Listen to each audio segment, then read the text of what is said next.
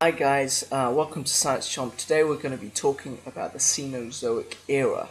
Now, Cenozoic refers to Zoic is life, and Ceno refers to recent, so it's the age of recent life.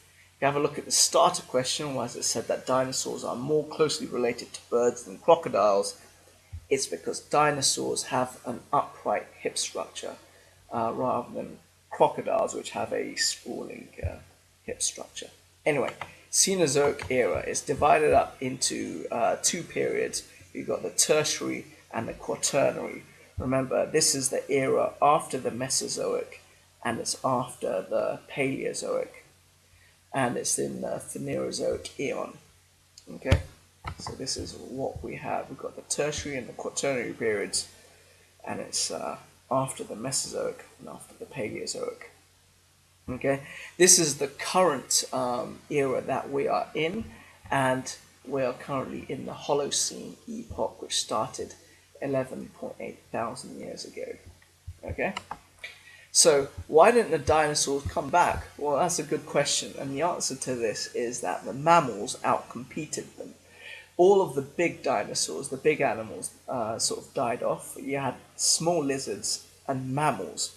And mammals just had the advantage in terms of they had warm blood, so you didn't have to like bathe in the sun to get the energy. They already had the energy, and ultimately they're just better adapted for the new environment. So let's first of all talk about the rocks. And there's a lot of mountain building going on in the Cenozoic era. We call that Cenozoic mountain building. And a lot of the world's mountain ranges were built in this era, including the Alps, the Atlas Mountains in North Africa, and the Himalayas in Asia. And what happens, as you can read down here, is two continental plates would collide, causing uplift. And some of these mountains are even grown today. Okay, now then we go to the Pleistocene Ice Age. So this began around 2.6 million years ago, so around 11,800 years ago. Okay, and the beginning part of the Cenozoic era was warm, but then it started to cool down, and then by the Pleistocene epoch, it was really cold, and ice covered nearly 1/3 of the Earth's land. And it says down here, an ice age is a time when a large proportion of the Earth's surface is covered by glaciers. And a glacier is like basically an ice mountain that can move. Okay, and they carry rocks, and when they carry rocks within the glacier itself and it moves, it actually cuts out bits of rock as well, because obviously it's grinding against it, and these are called glacial grooves. Okay, now as for life, you had these giant mammals called mega mammals. Okay, so this is a human being as sort of like reference point, and you can see these animals are absolutely gigantic. You also had flowering plants and grasses that evolved as well, and there are lots and lots of food for these mammals. And sometimes the Cenozoic era is called the Age of Mammals.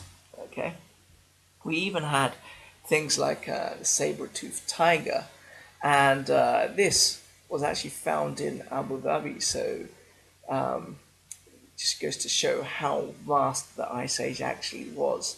So if you want to have a pause and read about the different types of animals, feel free. I'll just move it down to the next one, because this is important. It's the rise of the humans. So the oldest human fossils were found around not found 6 million years ago, but they're found to be around 6 million years old.